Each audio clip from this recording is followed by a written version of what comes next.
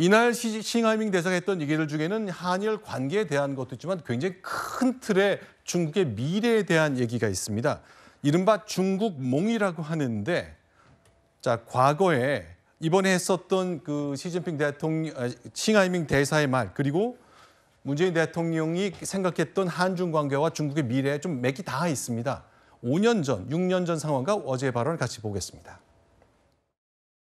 중국이 법과 덕을 앞세우고 널리 포용하는 것은 중국을 대국답게 하는 기초입니다.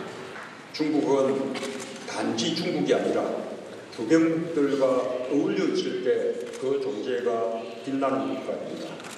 그런 면에서 중국몽이 중국만의 꿈이 아니라 아시아 모두, 나아가서는 전 인류와 함께 꾸는 꿈이 되길 바랍니다.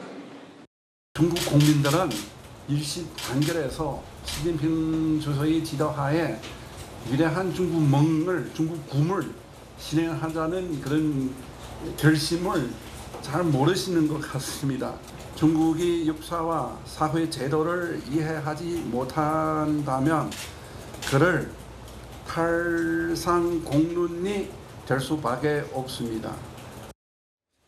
네, 큰 틀에서 보면 문재인 정부 시절엔 지금 이제 문재인 대통령이 베이징에서 연설한 것처럼 중국이 끄는 미래 비전에 상당히 공감을 하고 우방국이고 인접국인 중국과의 관계를 굉장히 좋게 가져가겠다는 뜻이 분명히 보입니다. 지금은 상당히 다른 길을 가고 있는 건데 이것에 대한 평가를 좀 여러 패널께 좀 드려보겠습니다. 네, 중국몽. 그러니까 중국이 국제적으로 과거의 패권적 지위를 되찾겠다는 거 아닙니까? 지금 목표가 2049년입니다. 근데 이제 원래 중국이 도광양해라고 해서 네. 빛을 감추고 때를 기다린다는 게 대외 정책이었었는데 유소자귀, 그러니까 대국으로서 이제 할 일을 하겠다로 적극적으로 바뀐 거죠. 네. 그러면서 이제 그 사회주의 정권 특유의 그 권위주의를 앞세우고 주변에 그거를 전파하고 그러면서 미국과 서방이라는 그 자유주의, 시장주의와는 이제 대결 구도가 형성이 된 거죠. 그런데 사실 그런 이후에 중국이 신장 위구르나 홍콩 인권 탄압, 또 대만에 대한 무력 시위, 또 경제적 강압이라는 일방적 대외 경제 정책 이런 것들을 통해서 미국과 이제 본격적으로 충돌하면서 본격적 대결 구도가 형성이 되다 보니까 저 중국몽이라는 게 단순히 그냥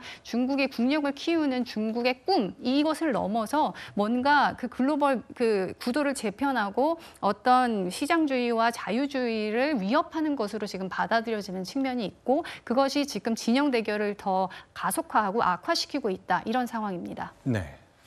예, 우리는 그 지리적으로도 중국하고 가장 가까운 나라지 않습니까? 그래서 우리는 또 일본의 식민지를 했고 중국과 일본은 전쟁까지 한 나라로서 네. 우리는 우선 반일 정서가 어느 정도 계속 있고 중국하고 여기에 대해서 공동적인 정서적으로 있어요. 물론 우리 조상 대대로는 그 사대주의라고 비판받는 측면도 있지만은 네.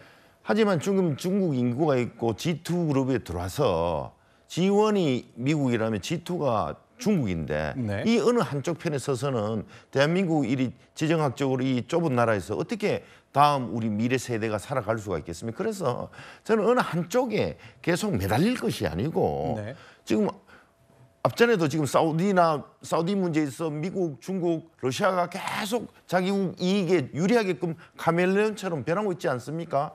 우리도 그렇게 해야 된다고 생각합니다. 실리를 위해서는 계속 밀고 당기는 거를 적절하게 해야 되는데 어느 한쪽에 너무 치우치는 정책은 옳지 않다 이렇게 생각하고 있습니다.